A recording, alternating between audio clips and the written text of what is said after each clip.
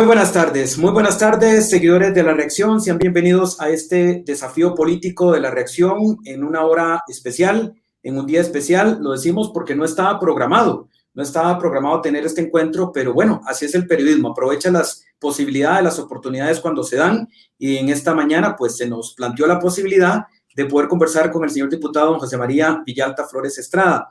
Él, como sabemos, ha tenido una voz beligerante en el tema de empleo público y es una persona muy ligada a los sectores sociales, universidades y a una serie de grupos que, por supuesto, también tienen voz en nuestra sociedad. Lo decimos esta mañana, 9 de la mañana, pues se nos planteó la posibilidad y la aprovechamos a esta hora de la tarde porque sabemos, valga decir, que es pues de los pocos diputados, no solamente, y en esto no voy a decir nada subjetivo, no solo estudiosos, además, que no todos lo son, deberían, pero no todos lo son, pero además uno de los pocos que ha tenido una posición coherente en el tema de empleo público y eso lo hace pues bastante concentrado en su trabajo, en ocasiones con otros diputados del PAC, en ocasiones no, están con él en estas posturas. Don José María, le agradecemos mucho que esté con nosotros esta tarde en La Reacción. ¿Cómo está? Hola Danilo, un gusto estar en el programa. Un saludo también para todos los seguidores y personas que escuchan o que ven este programa de La Reacción. Un gusto estar aquí. Gracias, don José María. Bueno, aprovechamos esta ocasión, un poquito ya sabemos que los viernes en principio se baja un poco el flujo, no hay plenario legislativo y además el proyecto de empleo público que ha sido la última bandera y el último tema que está en la Asamblea Legislativa, prácticamente me parece que es el único desde hace 2 días, porque el gobierno así lo dispuso, limpiar la agenda legislativa y queríamos concentrar pues algunas cosas fundamentales. Sabemos que hay muchísimas cosas, mociones que se reiteran, cambios y demás, pero concentrar al menos 5 puntos que entendemos, don José María, que este proyecto de ley en el cual está enfrascado todo el sector público, universidades, municipalidades, los diputados, en fin, hay muchas cosas que se están jugando y quisiéramos pues a través suyo puntualizar, si pudiéramos en este ratito primeramente, concentrar sus preocupaciones a esta iniciativa de ley que sabemos forma parte de un paquete de 13 iniciativas que el gobierno en principio tendría que rendirle cuentas al Fondo Monetario Internacional para un préstamo. Pero usted, si tuviéramos que plantear muy sucintamente, podríamos puntualizar esos aspectos que usted ha remarcado continuamente en el plenario. Gracias. Bueno, sí, efectivamente, esta ley de empleo público es un proyecto de ley tal vez el más polémico o el más mal hecho que ha tramitado esta administración, este gobierno, y es un caso donde todo puede salir mal, ¿no? Empezamos mal porque el gobierno tramita una reforma integral al Estado costarricense y al empleo público, no con el objetivo que debería seguirse, que es mejorar la prestación de los servicios públicos, sino únicamente con un criterio fiscalista para ahorrar plata. Entonces, ya ahí va mal la cosa porque se deja Pero pasar no una... se sabe ni cuánto, ¿verdad, José María? Esa es una de ¿Perdón? las cosas. A estas alturas no se sabe ni cuánto se va a ahorrar. El gobierno ni lo ha puntualizado. No, porque no tiene los estudios ni los datos y está partiendo de afirmaciones que en muchos casos son infundadas, pero lo cierto es que desde ahí vamos mal, porque se deja pasar la oportunidad de hacer una legislación sobre empleo público que realmente busque los objetivos que deberían perseguirse en esta legislación, que es mejorar precisamente la prestación de los servicios públicos, mejorar la atención a la ciudadanía, buscar y garantizar que los mejores profesionales estén en la administración pública.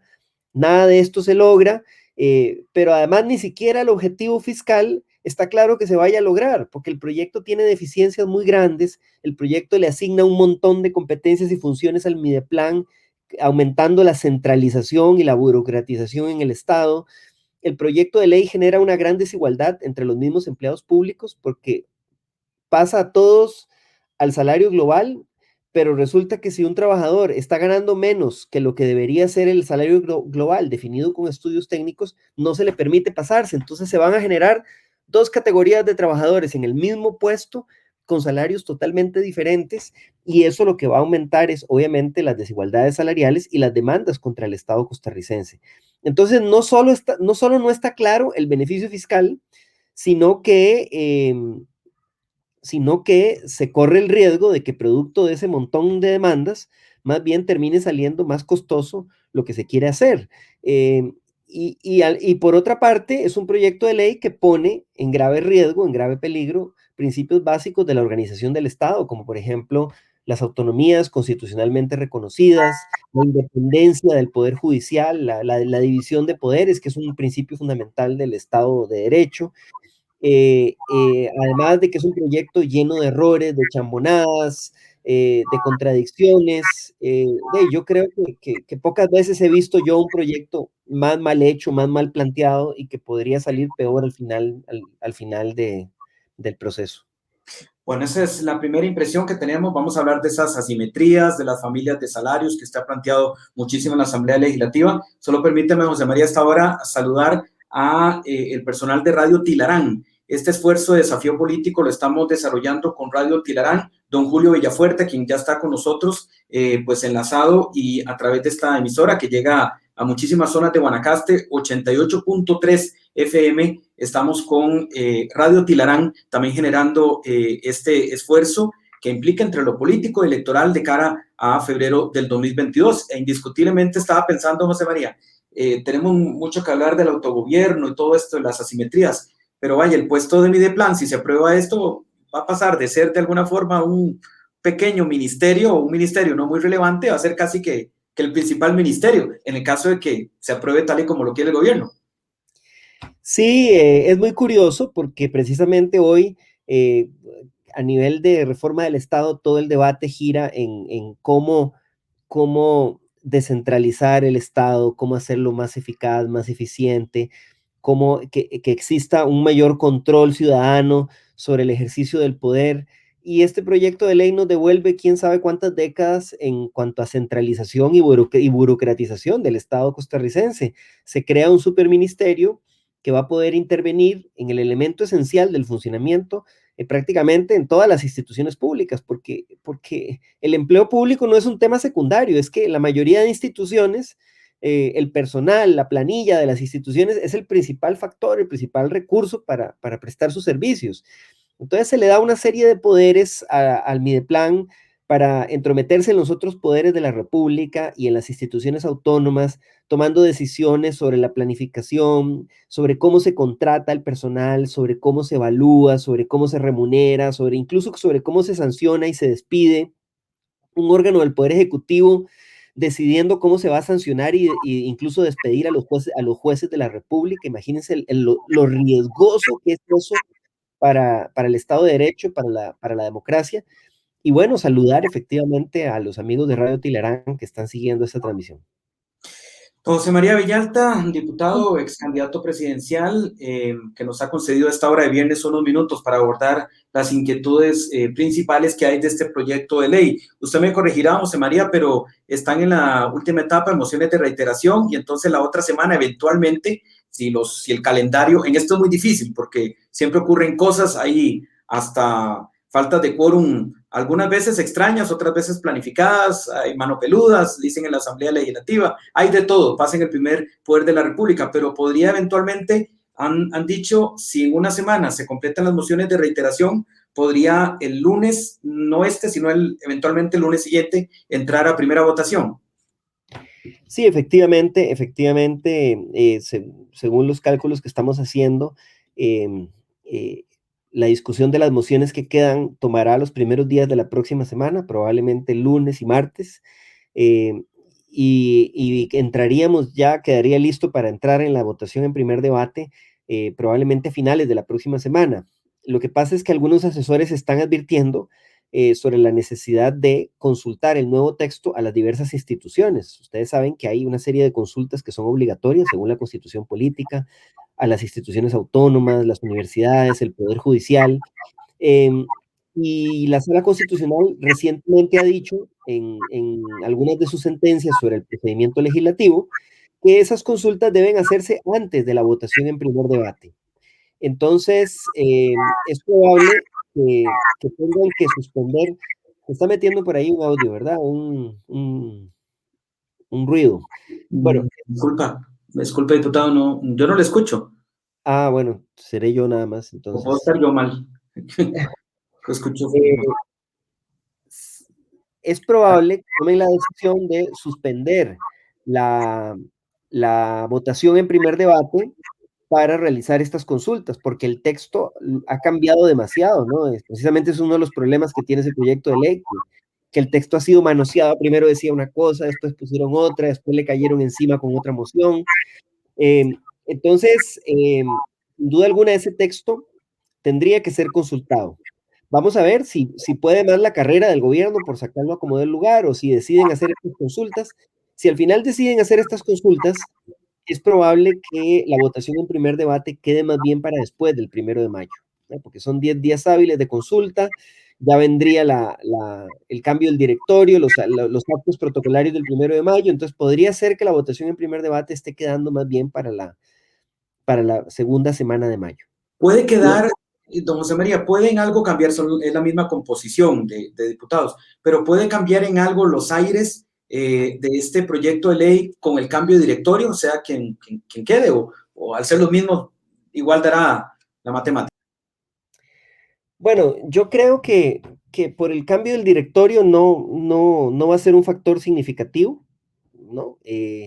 Pero sí por otros factores de la coyuntura política del país. Sabemos que se acerca la campaña electoral, bueno, ya algunos partidos la iniciaron. Es probable que a medida que se vaya acercando la campaña electoral y las convenciones internas de los partidos tradicionales, pueda ser que, digámoslo diplomáticamente, algunos diputados evalúen el proyecto de ley desde otra óptica o tomen en cuenta cosas que preocupan a sus bases que no han querido tomar en cuenta hasta ahora. Don José De María, ahí, ahí de ahí hay, la premura del gobierno, ¿no? De aprobarlo rápido a como dé lugar. ahí hay algo clarísimo y se tuvo un pequeño careo como estos que suele ricos en la Asamblea Legislativa con el diputado Muñoz, a quien podemos decirlo claramente, pues enorgullecía muchísimo y siempre lo vimos asistiendo a todo el plenario legislativo en los primeros 2 años. Y hasta pues con mucho orgullo, y de un momento a otro se nos desapareció. Usted se lo recalcó en un momento determinado con ironía y demás política, pero diciéndole que en un momento se nos desapareció el diputado Muñoz. ¿Eso puede pasar más? Yo pienso que eso puede pasar, pero también puede pasar que para el segundo debate el proyecto, hay que recordar que según los criterios jurídicos hasta la actualidad, ese proyecto requiere 38 votos para su aprobación en segundo debate. Entonces también puede pasar que cambie la correlación de fuerzas, puede pasar que cambie dependiendo de la consulta a la Sala Constitucional. Hay muchos juristas, recientemente el Departamento de Servicios Técnicos emitió un informe donde advirtió de gruesas inconstitucionalidades del proyecto de ley y eso pues sigue siendo ignorado por el gobierno, que pareciera solo escucha a algunos abogados pagados que dicen que todo está perfecto, pero digamos que juristas serios, académicos, la asesoría jurídica del Congreso han advertido de posibles inconstitucionalidades del proyecto. Entonces, puede pasar en primer lugar que dependiendo de lo que pase en la consulta a la Sala Constitucional, es probable que haya no una, sino 2 o 3 consultas a la Sala Constitucional después de la votación en primer debate. Puede pasar que algunos diputados replanteen su posición sobre el proyecto de ley. También puede pasar que por la cercanía de las convenciones internas de los partidos tradicionales, algunos otros diputados decidan ahora sí escuchar a sus bases y atender preocupaciones que por ahora están ignorando.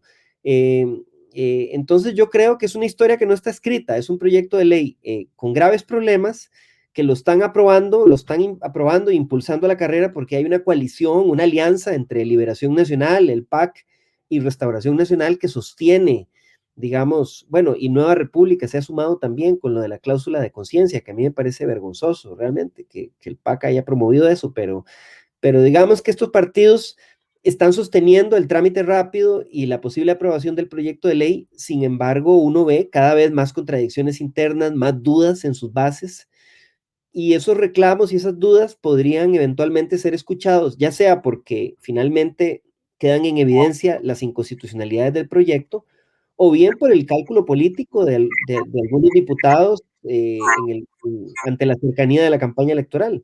Don José María, nos dice don Julio Villafuerte que el ruido solo se da cuando habla don José María. Yo no sé si es un poquito, es exacto, creo que podría tener que ver con eso y ojalá.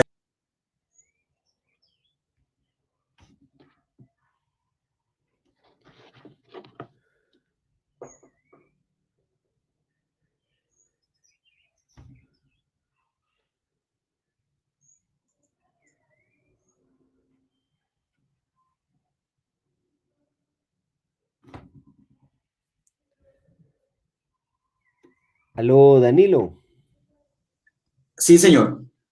Aquí estamos. se me cortó, no sé si fue la señal o... Yo le escucho bien, don José María. Ah, bueno, Estamos ¿cuál era la pregunta? Disculpe, ¿cuál era la pregunta? aquí ahorita nos referiremos a este comentario de esta persona más adelante porque estamos con el proyecto Villalta. Vamos a ver, nos dice es el mejor que ha tenido la Asamblea Legislativa y Costa Rica ganaría mucho con él de presidente. Agradecemos todos los comentarios. Don José María, volvamos un poquito al proyecto de ley. Usted ha hablado de que hay, por ejemplo, muchísimas asimetrías entre instituciones autónomas y instituciones en competencia, ¿verdad? E instituciones propiamente del gobierno central, que sabemos siempre ha sido como las dos Costa Ricas en empleo público en el país. ¿Esto se puede solventar o es que es complejo, ¿no? Unas diferencias tan abismales de una parte del Estado frente a la otra?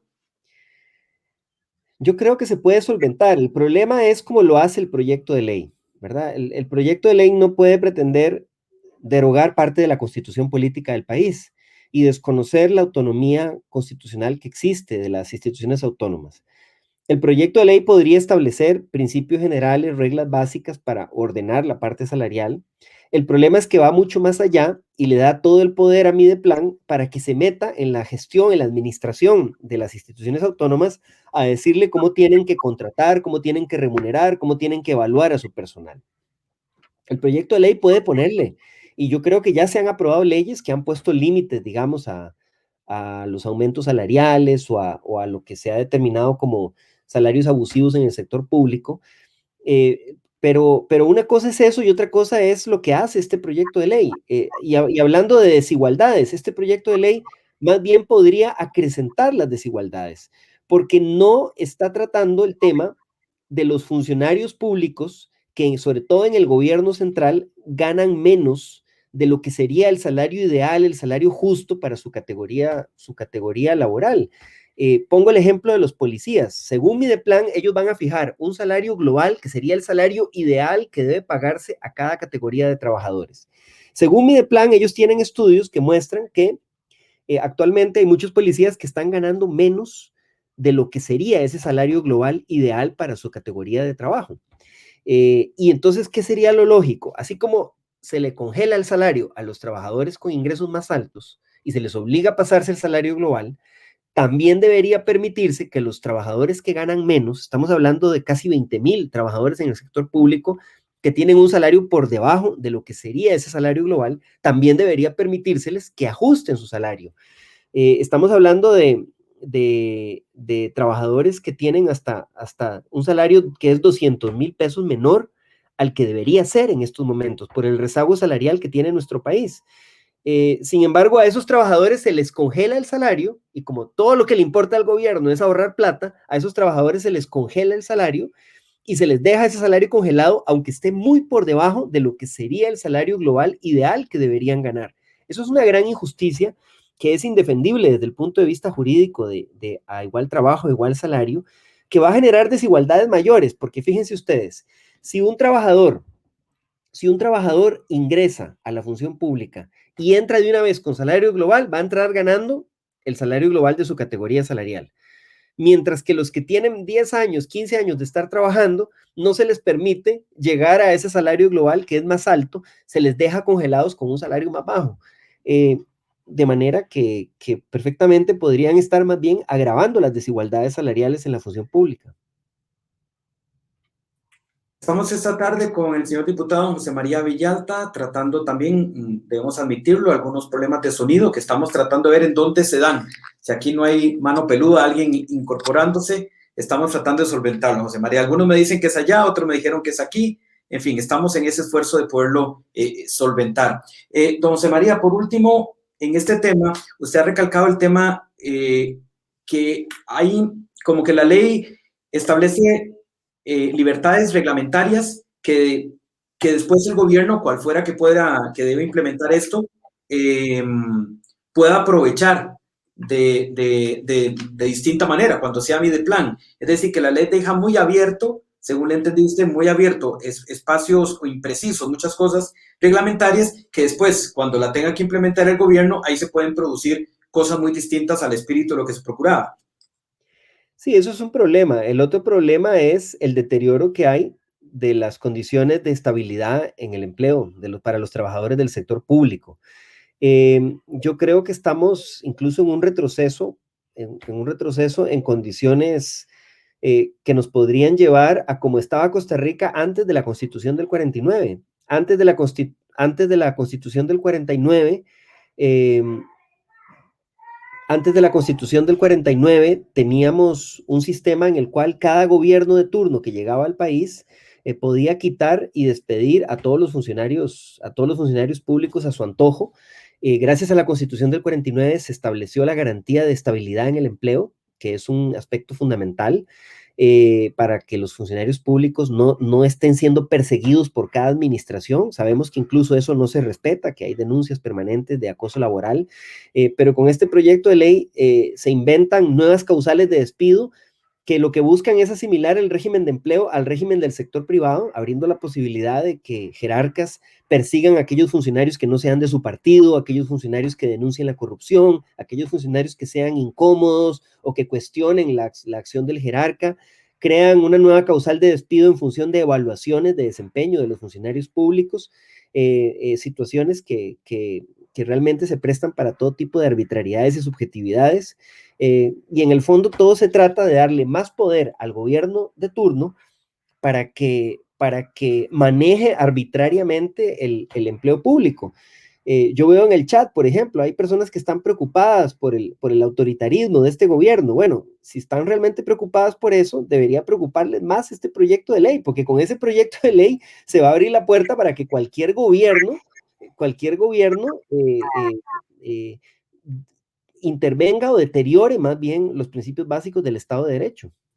Don José María, en su criterio, ¿cómo ha quedado toda la disputa? Porque el mismo día vimos que se daba, por un lado, la información, evidentemente, pues se comprende a los medios de comunicación que tenemos que estar informando de lo que ocurre a lo largo de la jornada. Algunas veces ni los técnicos, y me imagino que ni los propios diputados comprenden cómo ha quedado, pero en un mismo día se decía que las universidades habían quedado fuera de empleo público y el mismo día se decía que habían quedado dentro de empleo público. A los días en el plenario, pues se habló de que habían sido reincorporadas. Pero si usted tuviera por así que explicarlo, cómo ha quedado el tema del autogobierno administrativo frente a que Mideplan y todo eso tenga, en efecto, participación y decisión en el tema de las universidades y las municipalidades. ¿Cómo queda hasta hoy en ese proyecto? Bueno, tanto las universidades como las municipalidades están dentro del proyecto de ley, sin duda alguna, con la última moción que aprobaron, impulsada por la diputada de Liberación, Yorleni León, que fue aprobada. Esa moción deja dentro a las municipalidades y a las universidades, y aunque han aprobado algunos articulitos cosméticos para tratar de matizar eso y decir, bueno, en este tema sí le vamos a permitir a las universidades que puedan tener su propia regulación, en la mayoría de casos están dejándolas dentro y están facultando al Poder Ejecutivo, a Mideplan, a que se entrometa en el funcionamiento de las casas superiores de enseñanza de nuestro país, desconociendo la autonomía constitucional de autogobierno y de autoorganización. Porque una cosa es que la ley ponga límites o ponga reglas sobre cómo se fijan los salarios, y otra cosa es que la ley faculte al Poder Ejecutivo a emitir resoluciones, directrices, órdenes sobre cómo las universidades y las municipalidades tienen que administrar su personal. Eso es una intromisión grosera en la autonomía universitaria. Y repito, si alguien quiere que Costa Rica se convierta en una dictadura, el primer paso o uno de los pasos primeros que tendría que darse es aprobar esta ley de empleo público, porque precisamente eso le da potestades al gobierno para que se entrometa en las universidades, que siempre han sido un factor crítico, un factor democrático, donde los gobiernos no pueden controlar lo que ahí se enseña, lo que ahí se investiga, en las municipalidades, en los gobiernos locales, en las demás instituciones autónomas y en el Poder Judicial. Incluso se le da poder a un órgano del Poder Ejecutivo para que tome la decisión final sobre a qué jueces se despide, a qué jueces se sanciona. Imagínense ustedes esos jueces que tienen ahora que resolver los casos de corrupción que están llegando. o los jueces que tienen que resolver las denuncias de narcotráfico, por ejemplo, políticos del Partido de Liberación Nacional que están siendo investigados por narcotráfico. Esos jueces ahora se le quiere dar al propio gobierno de la República la posibilidad de decidir su régimen disciplinario, su régimen sancionatorio, incluso cómo se les despide. Imagínense ustedes el riesgo para la democracia que es eso. Y de ahí, obviamente, algunos medios hablan nada más de los salarios altos, los salarios de lujo o de los funcionarios ineficientes, que son cosas que no compartimos, que por supuesto que tienen que ordenarse, pero están tapando todo ese otro impacto que tiene ese proyecto de ley que es muy riesgoso. Don José María Villalta, diputado de la República. Don José María, bueno, comentarios muchísimos que han llegado, los hemos estado poniendo en esta transmisión, pero nos dice don Carlos Mayorga, yo creo que usted ya lo abordó, pero si le podemos aportar, dice, qué raro, yo vi en un programa donde hablaban de este tema y se les ajustaría el salario a las personas que estén por debajo del salario global, a los que sí se les congelaría, es a todas esa persona que estarían por del salario global en su escala salarial y por su puesto de trabajo. Bueno, no se le entiende muy bien a don Carlos, creo, pero creo que podemos inferir. Y es que además otra de las asimetrías es entre los trabajadores actuales y los nuevos, ¿no? Don José María, que usted lo ha advertido también. Vean, eso lo podemos resumir así. Se supone que el salario global es el salario ideal que técnicamente se va a fijar.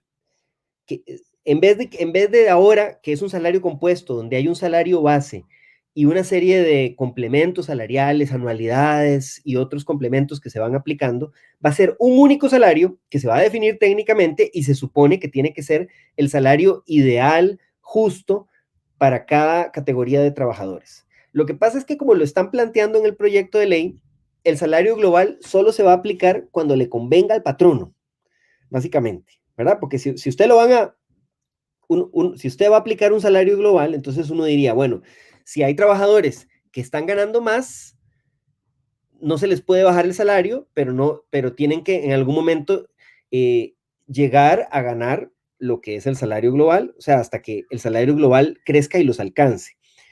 Pero si hay trabajadores que están ganando menos del salario global, lo lógico sería que se les permita subir, ¿verdad? Porque entonces ahí les beneficiaría pasarse al salario global.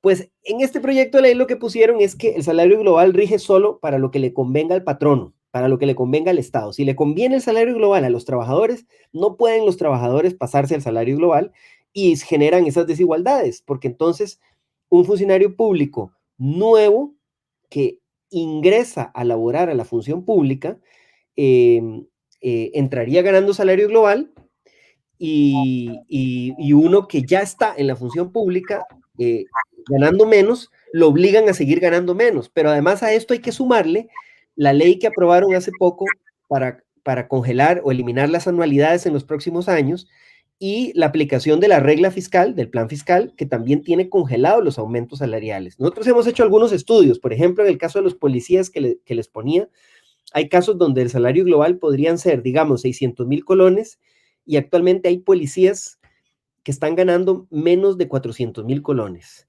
Pero con las condiciones de ese proyecto, ese policía tardaría entre 10 y 15 años en llegar a ganar ese salario global. Es decir, están condenando a los trabajadores y muchas veces los que menos ganan en la función pública a seguir con salarios bajos en una desigualdad grosera, porque puede haber un funcionario que inmediatamente entre a trabajar y sí termine ganando más, aunque tenga mucho menos antigüedad o no tenga antigüedad.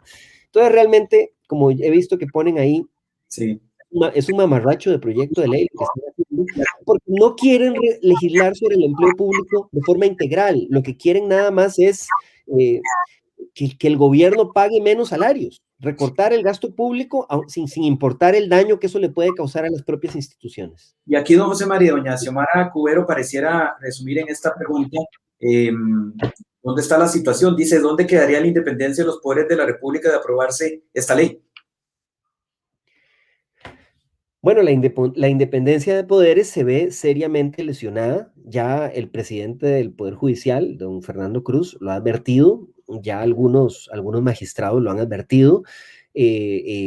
la independencia de poderes se ve seriamente lesionada desde el momento en que se permite que el Poder Ejecutivo meta mano en la forma en que se nombran los jueces, en la forma en que se evalúan, en la forma en que se sancionan. Por supuesto, la independencia de la Asamblea Legislativa en este gobierno Ahora, don José hace, María, este hace gobierno, rato que está en entredicho, pero ahora además esa independencia se va a golpear más con la afectación también a las instituciones autónomas, como las municipalidades, las universidades y otras instituciones que tienen autonomía según la Constitución.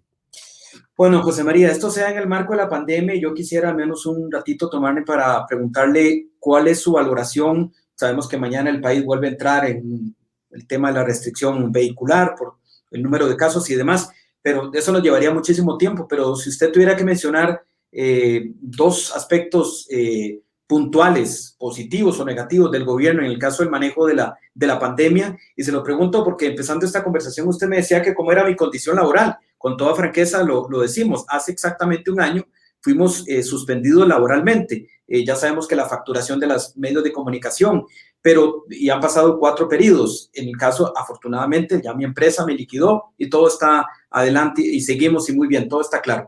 Pero hay todavía, principalmente en el sector turismo, que está pujando por más periodos de 3 meses y 3 meses y 3 meses, y pareciera que todo lo quiere llevar para evitar despidos, dicen ellos. ¿Es así? O proyecto de ley de suspensión o despidos. No hay otra alternativa. Sí, mire, yo creo que lo más rescatable de la atención a la pandemia es el trabajo, el esfuerzo que han hecho los funcionarios de una institución como la Caja Costarricense del Seguro Social, y que realmente se echaron al hombro, poniendo incluso en peligro sus vidas, la atención de la ciudadanía, el trabajo de muchas personas del Ministerio de Salud, de los cuerpos policiales, es decir, esos funcionarios públicos que para el diario y la Nación y para que algunos políticos son los enemigos número uno a los que hay que bajarles el salario, y son los que han sostenido a Costa Rica en el marco de esta pandemia. Esa institucionalidad que quieren desmantelar es lo que ha impedido que tengamos el número de muertes y las tragedias que tenemos en otros países. El gobierno me parece que no empezó tan mal gestionando el tema de la pandemia, buscó rápidamente que tengamos acceso a las vacunas, iniciaron tomando medidas en función de decisiones técnicas, se creó lo de los bonos proteger como una forma de ayudar a las personas que se estaban quedando sin trabajo, pero rápidamente empezaron a meter las patas, empezaron a dilapidar esa confianza que la ciudadanía les dio, porque hay que recordar que cuando empezó la pandemia, el pueblo de Costa Rica le dio al gobierno una especie de voto de confianza para gestionar esta crisis. Y en la Asamblea Legislativa prevaleció un espíritu durante los primeros meses de unidad, de dejar de lado, digamos, discusiones políticas para tratar de sumar esfuerzos a enfrentar esta crisis, pero rápidamente el gobierno nos empezó a decepcionar con decisiones chambonas, decisiones sin criterios técnicos, nadie entiende por qué aplican la restricción en unos lados y abren en otros, los malos manejos de las autoridades, de las instituciones, con algunas compras públicas. A mí me preocupa muchísimo la inoperancia del Ministerio de Salud, por ejemplo, perdón, y del Ministerio de Trabajo, precisamente fiscalizando, digamos, esta situación. Está claro que hay muchas empresas que la han tenido difícil en el sector privado, pero el Ministerio de Trabajo no hace su trabajo para impedir abusos. También hay muchas empresas que se han aprovechado y han abusado de esta situación, han abusado de las suspensiones de contratos. Hemos oído casos de trabajadores que les redujeron el salario, pero no les redujeron la jornada. Los tienen trabajando el mismo tiempo, pero les pagan la mitad de salario. Gente a la que le suspendieron el contrato de trabajo, a pesar de que la empresa no había sido afectada, simplemente para no pagarle el salario varios meses, después las despiden sin pagarle las prestaciones. Es decir, ha habido también un montón de abusos y el Ministerio de Trabajo ha sido la institución más inoperante, más negligente, ha brillado por completo por su ausencia. Ahora quieren seguir ampliando la reducción de jornadas en el sector turismo. A mí me preocupa muchísimo. Yo creo que ya las familias trabajadoras del sector privado no aguantan más y les estamos exigiendo a los que quieren promover eso, qué medidas van a proponer, por ejemplo, para sostener los ingresos de esas familias trabajadoras, No puede ser que les sigan bajando el salario como si esas familias no tuvieran obligaciones o no tuvieran que comer. Eh, eh, Estamos también exigiendo que haya una verdadera fiscalización para las empresas porque algunas están abusando, y estamos exigiendo también que se acabe de una vez por todas el abuso de la figura de la suspensión de los contratos de trabajo. Don José Entonces, María, van a seguir reduciendo las jornadas, no pueden al mismo tiempo aplicar suspensiones donde el trabajador no recibe ni siquiera su salario, pero tampoco lo pueden liquidar ni le pueden pagar sus prestaciones. Es lo peor de los dos mundos. Entonces, hay muchas cosas que lamentablemente el gobierno dejó ir la oportunidad, porque realmente el pueblo de Costa Rica le dio un voto de confianza y hemos visto muchos errores en la gestión.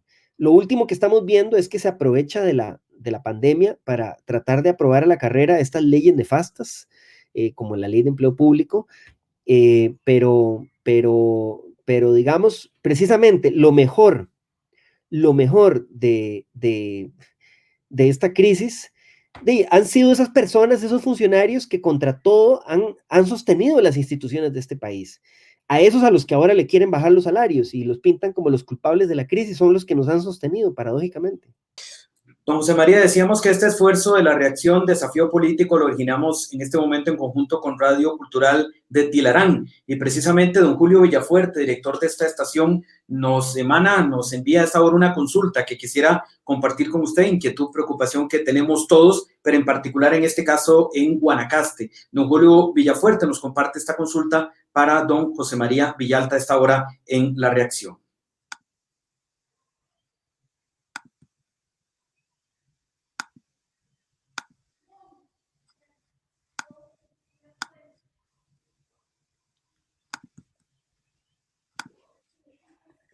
Don José María Villalta, recibo un saludo cordial de Radio Cultural Tilarán 88.3 FM, que llega a toda la zona alta de Guanacaste, los cantones de Tilarán, Bagaces, Sabangaras, Cañas, Liberia, parte de Carrillo, Santa Cruz, Nicoya y algunas islas de la península. Don José María, usted conoce muy bien la situación económica y social que vive Guanacaste. Bajo su perspectiva de conocimiento, ¿qué proyectos estima usted que debería impulsarse para lograr esa anhelada y deseada reactivación económica para nuestro querido Guanacaste y evitar el flagelo que está pasando nuestras familias de desempleo y otras lacras sociales que se nos presentan? Muchas gracias, don José María. Don Julio Villafuerte, don José María. Sí, efectivamente, gracias don Julio por la pregunta. Yo pienso que en Guanacaste tenemos un inmenso potencial para el desarrollo. Lo que ha pasado es que las inversiones del gobierno se han concentrado únicamente en ciertos proyectos grandes y no se ha desarrollado una estrategia integral para apoyar la producción de la zona. Y esto pasa por incentivar o impulsar la producción agropecuaria, pasa por darle un nuevo enfoque al turismo. Hay un gran potencial turístico en todos los cantones de la provincia de Guanacaste, pero si los recursos del ICT van únicamente a favorecer los grandes megaproyectos, si no se invierte más en el turismo rural comunitario, en el turismo ecológico, si no se invierte más en los caminos, va a ser muy difícil desarrollar esto. Nosotros ahora estamos discutiendo en la Asamblea un proyecto que presentamos, por ejemplo, para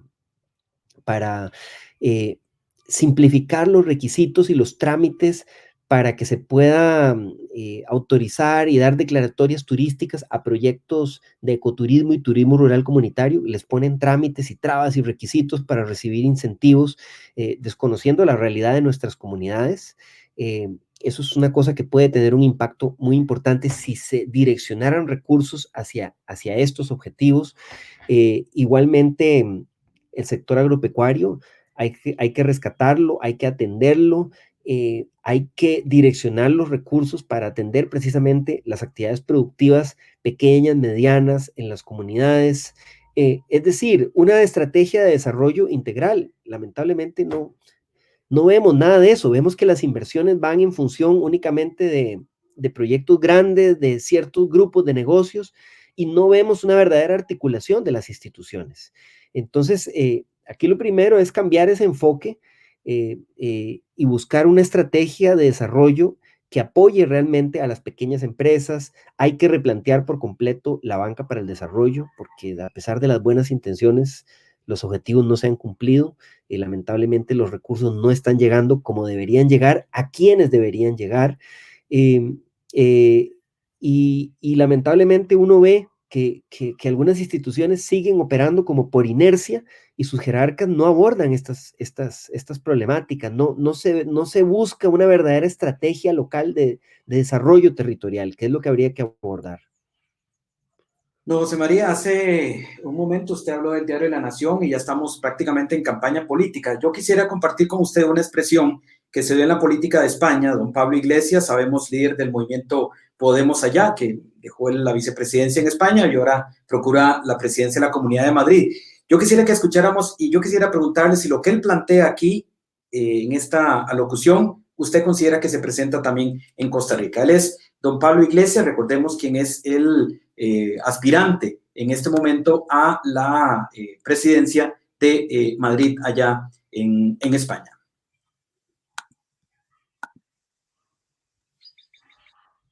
Vamos a ver.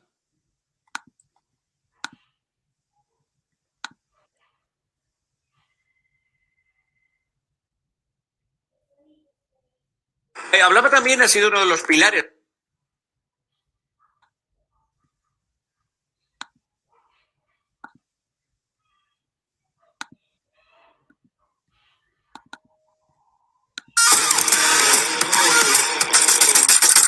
Un puente, Mariano. ¿Qué? Un puente a la furgoneta. Los hombres de Paco. Muy pronto estreno en Antena 3. De la soberanía, usted ha empezado su mitin cuestionando el artículo 1 de la Constitución. Usted ha dicho que la soberanía no reside en el pueblo. ¿Le está usted diciendo a la gente que no vaya a votar, que su voto no sirve absolutamente para nada? Hombre. Ha dicho que los medios de comunicación tienen más poder que los diputados. Ha dicho que los bancos tienen más poder que los diputados. Es que es la verdad, María. Pero vamos, ¿los españoles van a votar o no van a votar? ¿Se quedan en casa porque su voto no vale nada? No, sí vale. Lo que pasa es que no vale lo que tendría que valer. Tenemos una democracia devaluada. No vale lo que tiene que valer, señor Iglesias, porque señora Yapar, si usted suma... Señora Yapar, me ha hecho usted una pregunta y yo se la respondo. Sí. Entonces, usted me dice, ¿es verdad que los bancos tienen más poder que los diputados? Sí, señora Yapar. No estoy de acuerdo, señor. Bueno, que ya sé que usted ahora se lo argumento. no está de acuerdo. Pero yo le digo que los bancos en España tienen más poder que los diputados. Es más, han demostrado tener hasta más poder que el Tribunal Supremo, en una humillación a nuestra democracia. Yo le digo que fondos de inversión, fondos buitres como Blackstone, tienen más poder que cualquier diputado. Yo le digo también que los propietarios de los medios de comunicación tienen más poder que cualquier diputado. ¿Eso en qué se traduce? En que tenemos una democracia devaluada. El artículo 1 de la Constitución está muy bien. Ojalá se cumpliera. ¿Qué poder tienen los ciudadanos? Muy poquito. Muy poquito. Dice don Pablo Iglesias que tiene la ciudadanía. Don José María, ¿usted opina que así es en Costa Rica? ¿Los bancos tienen más poder que los ciudadanos? Pues sí, yo en general coincido con esa opinión. Efectivamente son las carencias de nuestro sistema democrático. O sea, el problema no es la democracia, el problema son esas lacras que lastran y que debilitan el sistema democrático. O sea, la solución no es acabar con la democracia, la solución es profundizar esa democracia para que realmente el voto popular tenga efecto. Y yo lo veo en la Asamblea Legislativa. Veo que a menudo hay grupos de presión, grupos de interés, que le tuercen el brazo a los diputados, ¿no? Lo vimos, lo costó un mundo que se aprobara la ley contra la usura, precisamente porque había un lobby de los grandes banqueros que no querían permitir que esa legislación tan necesaria para proteger el bolsillo de las grandes mayorías saliera. Hay otros proyectos que del todo no han salido, como la ley, por ejemplo, de moratoria de créditos, o la ley para atender el tema de los alquileres en el marco de la crisis, de la emergencia, producto de la presión de esos grupos, por los que nadie vota, pero que ejercen una presión solapada con sus intereses económicos por debajo. Eso es una realidad. Igual algunos medios de comunicación o algunos directores de medios de comunicación que uno sabe que llaman a algunos diputados y les dicen lo que tienen que hacer, y que prácticamente le dan órdenes. Por ejemplo, el director del diario La Nación le da órdenes a la fracción del PAC. Él le dice a la fracción del PAC lo que tiene que hacer. O sea, realmente el director del diario La Nación en Costa Rica es el jefe de fracción del PAC. Pero usted está cuando lo llaman. Nadie votó por ese director. Es un poder que se ejerce. El director llama al diputado y le dice cómo votar. Digo yo, porque eso es muy serio, decir que así vota un diputado. Bueno, a algunos tal vez los llame, pero a otros no tienen ni que llamarlos. Pero ciertamente hay una influencia muy fuerte y un poder muy fuerte. Y uno ve, por ejemplo, yo tengo a la par a los diputados del PAC, ellos están más preocupados por lo que diga el editorial del diario La Nación que por lo que digan sus electores, que por lo que diga el pueblo que los llevó ahí. Si una señora pobre, una trabajadora de los comités, de los comedores escolares, les quiere hablar en la calle, no se detienen a hablarle, pero si el editorial del diario La Nación les quiere decir cómo votar en un proyecto de ley, ellos van corriendo a hacerle caso a lo que les diga. Esa es la realidad, lamentablemente. Bueno, José María, la realidad también es que estamos ya a abril, en unos días habrá votación para cambiar de directorio legislativo, pero ya la campaña política fluye por todos los poros del país, partidos políticos, su propio partido Frente Amplio pues ya empieza a tomar decisiones. ¿Aspirará usted a la presidencia en el 2022? Bueno, esa es una decisión que todavía no está tomada, no hemos llegado al punto de tomar esa decisión. Por el momento estoy muy concentrado en el trabajo legislativo. Creo que tenemos que hacer un esfuerzo por acortar la campaña electoral, por no adelantar tanto la campaña electoral como lamentablemente están haciendo algunos partidos. Hay discusiones muy importantes que estamos teniendo en la Asamblea Legislativa. El país está en una situación crítica, no solo en lo fiscal o en lo económico, sino en lo social, y creo efectivamente que en este momento la responsabilidad prioritaria es atender esas obligaciones. Por supuesto, estoy analizando todos los escenarios, tanto desde el punto de vista personal, familiar, como desde el punto de vista político, pero no creo que sea todavía el momento de tomar una decisión en esa materia. Don José María, ¿pero usted está más del lado de participar o no? Porque usted tiene claro que el Frente Amplio es es muy distinto el Frente Amplio con don José María, que no, ya lo vimos con don Edgardo Arayas. Hay un cielo de diferencia. Y sabemos que usted dice el lado personal, pues que evidentemente esto implica, usted tiene hijos muy pequeños, esto implica un gran sacrificio familiar, así se lo hemos sabido, pero los hijos van creciendo, de pronto eso le da más espacio para usted rehacer una carrera política aspirando a la presidencia. Bueno, una habilidad precisamente, Danilo, de un buen periodista es reiterar una misma pregunta para tratar de obtener la respuesta, ¿verdad? Pero en este caso me estás reiterando la misma pregunta y pues te doy la misma respuesta. Estamos analizando la situación y estoy convencido de que todavía no es el momento de lanzar una campaña electoral o de tomar una decisión definitiva sobre ese tema. Entonces, en este momento todas las opciones están sobre la mesa, pero creo que algunos partidos se apresuran demasiado en iniciar demasiado rápido la campaña electoral. Y en estos momentos hay discusiones urgentes, serias, una situación crítica para el país que tenemos que abordar y concentrar los esfuerzos en eso. Ya llegará el tiempo para hablar de elecciones. Se lo digo, don José María, perdóneme, quizás suene insistencia, es que usted tiene una vitrina, evidentemente, y tenemos muchísimos seguidores pues haciéndose la misma pregunta. Usted puede seguir defendiendo su proyecto de ley y puede alguno ver que tiene algún componente electoral, político. Otros necesitan empezar muy pronto porque ni están en la palestra y nadie les da pelota, si no fuera porque van a ser precandidatos. Pero ¿de qué depende, don José María? ¿Cuál es su punto? Usted dice no es el momento. Es como pareciera que sí tomó la decisión, pero que la anunciará más adelante. Si es así, pues. No, yo estoy analizando todas las variables en este momento, tanto desde el punto de vista personal y familiar como desde el punto de vista político. yo ya pasé por ahí, a mí nadie me tiene que contar lo que implica esa decisión y la responsabilidad. A menudo me sorprende la facilidad con la que surgen candidatos presidenciales, ¿verdad? O sea, uno es algo que no deja de ser sorpresivo, ¿no? La forma tan laxa con la que se aborda el tema. Yo creo que es un tema muy serio, hay que pensarlo muy bien. No solo hay que pensar el impacto de una campaña electoral, sino hay que preparar muy bien el escenario en caso de que se ganen las elecciones, porque si uno decide postularse, tiene que prever la posibilidad de qué pasa si gano, ¿verdad? Y yo lo que veo es que hemos tenido últimamente presidentes que no hicieron ese análisis previamente. Entonces son muchos factores. Yo creo que llegará el momento de tomar una decisión, ¿verdad? El Frente Amplio tiene proyectado elegir sus candidaturas en el mes de agosto. Antes del mes de agosto tendré que tomar una decisión definitiva, pero sí creo que habría que ganarle el tiempo que se le pueda ganar a la campaña electoral para no distraer excesivamente la atención de las discusiones tan trascendentales que estamos teniendo en este momento.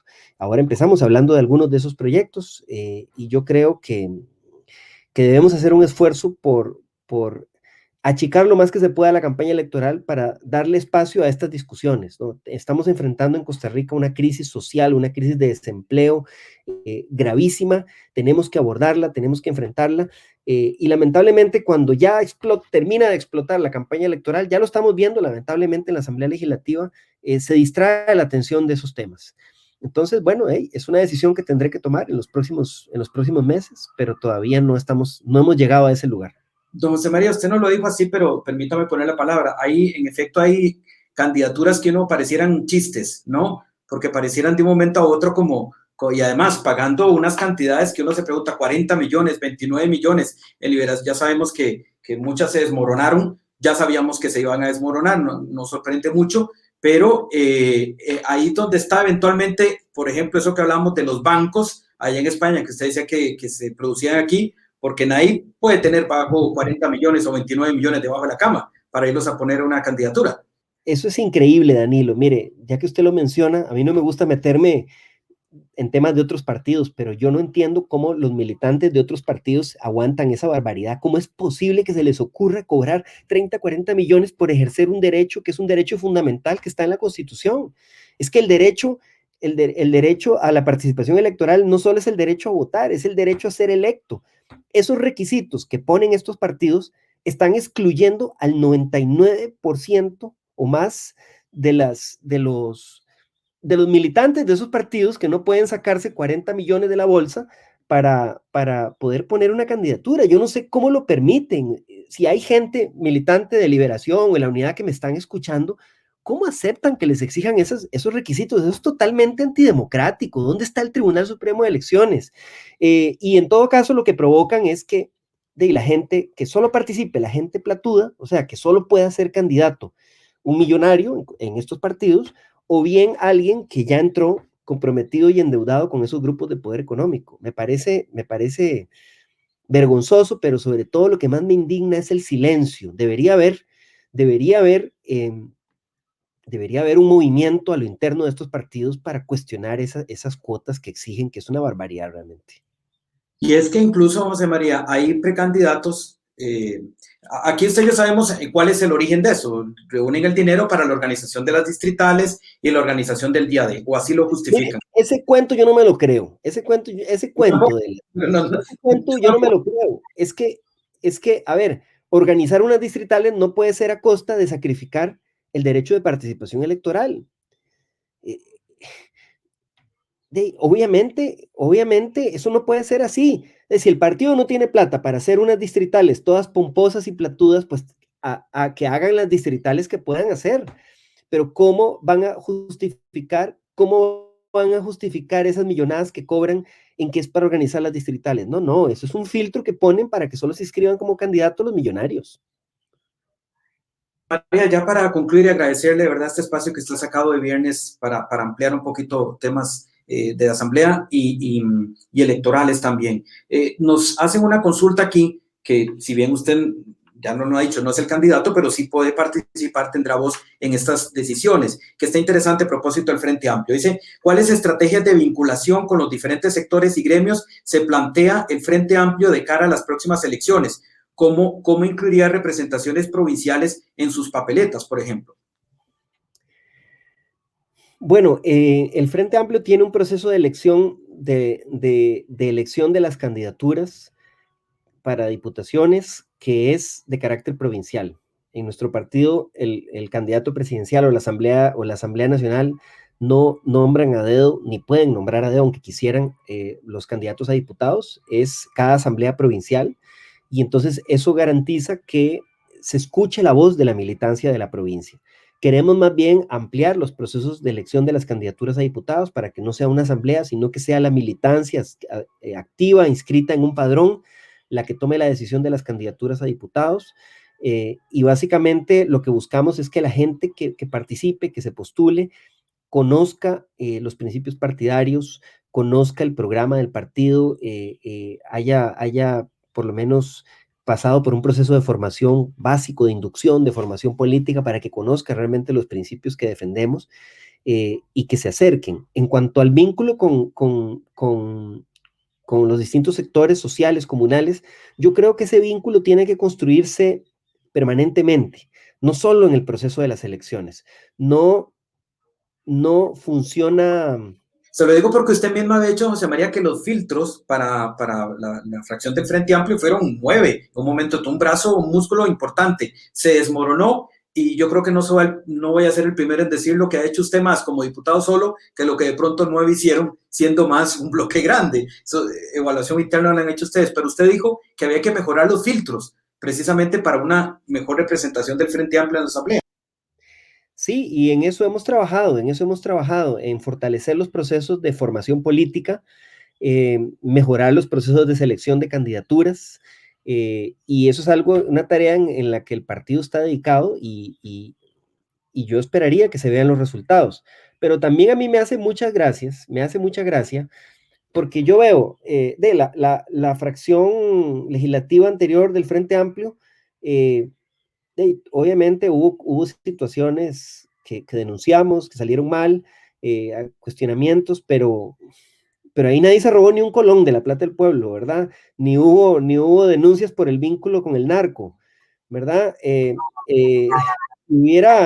Si lo que está pasando ahora, por ejemplo, con un diputado de Liberación, hubiera pasado con un diputado del Frente Amplio, ya estarían pidiendo la pena de muerte, seguro, por ese diputado, ¿no? Ya estaría en prisión preventiva ese diputado.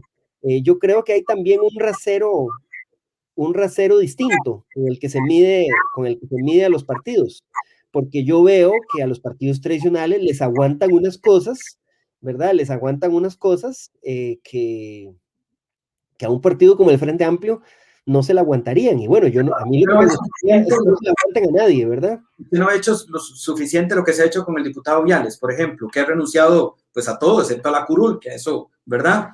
Y que se le va a abrir una comisión para investigar allá todo esto.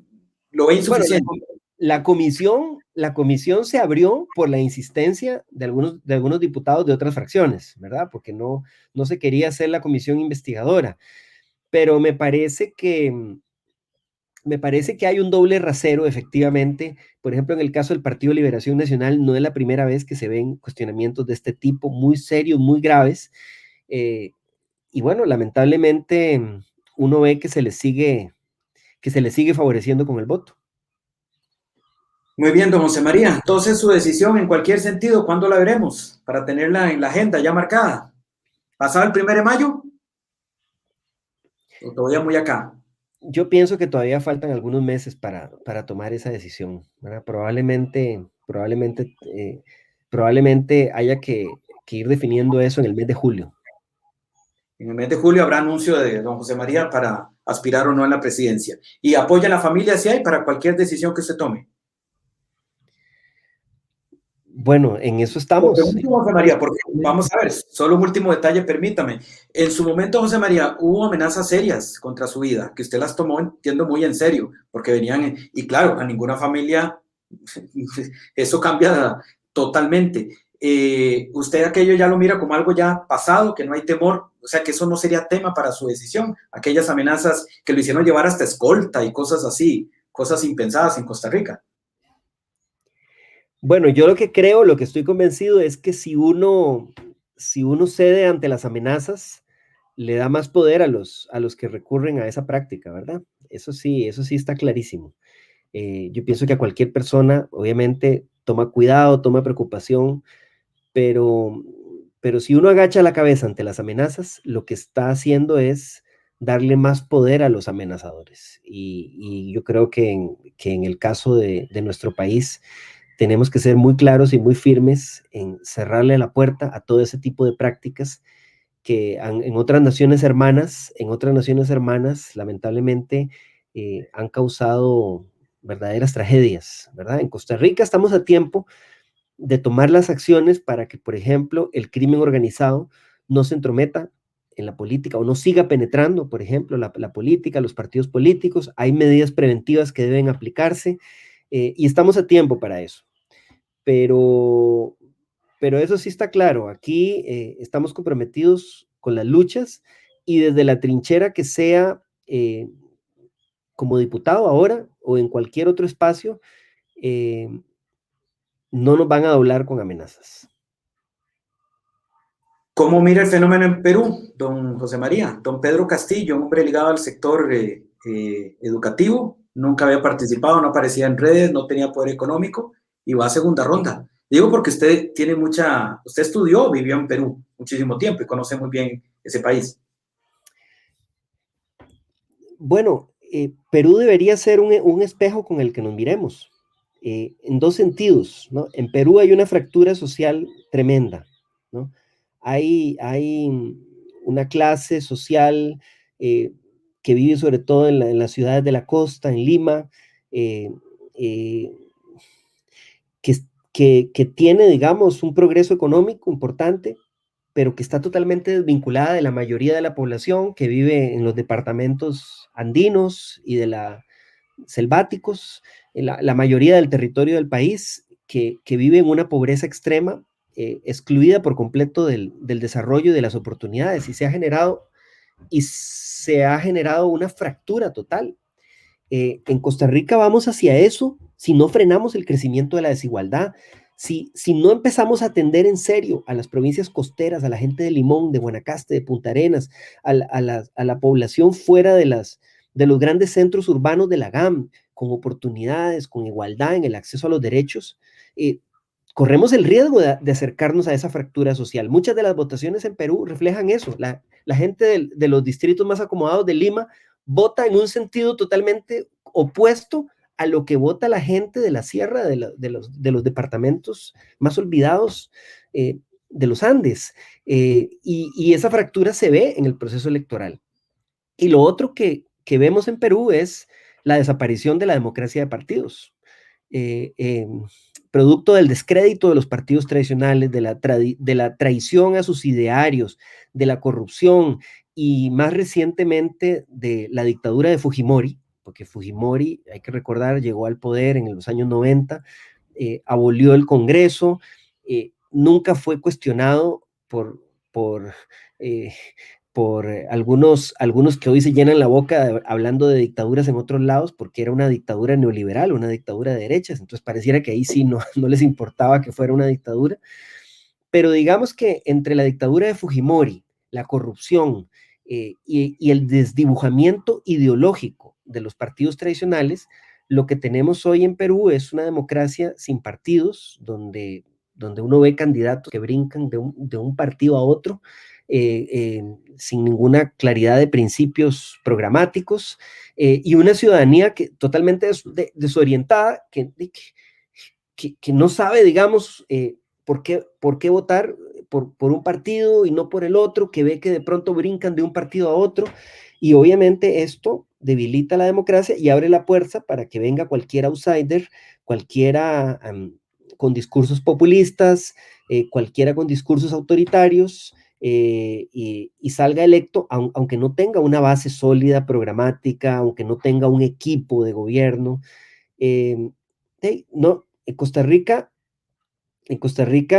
no hemos llegado ahí, pero hay indicadores de que eso podría pasar. Si los partidos siguen traicionando sus principios, siguen abriéndole las puertas a la corrupción, siguen desdibujándose de sus programas o siguen aplicando un pragmatismo exacerbado, estamos cerca de una situación así.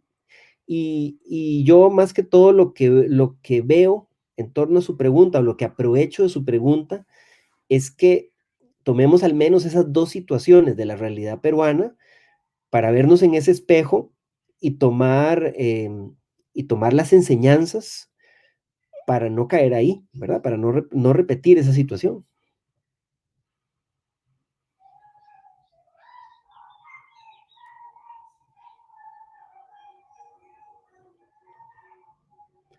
Danilo, te me perdiste. ¿Qué pasó?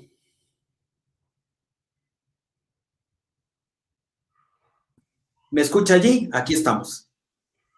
Aquí estamos. Agradecerle, don José María, su espacio este viernes, viernes de muchísimo trabajo, y ya nos estaremos, pues, obviamente para conocer más la evaluación que usted haga conforme pasan los días, de los elementos a tomar en cuenta para conocer finalmente su decisión. Usted ya sabe cuánto en movimientos sociales desean su aspiración, que se postule. También usted es el mayor conocedor de eso, y en su momento escucharemos su decisión. Que esté muy bien y muchísimas gracias por haber aceptado este desafío político de la reacción.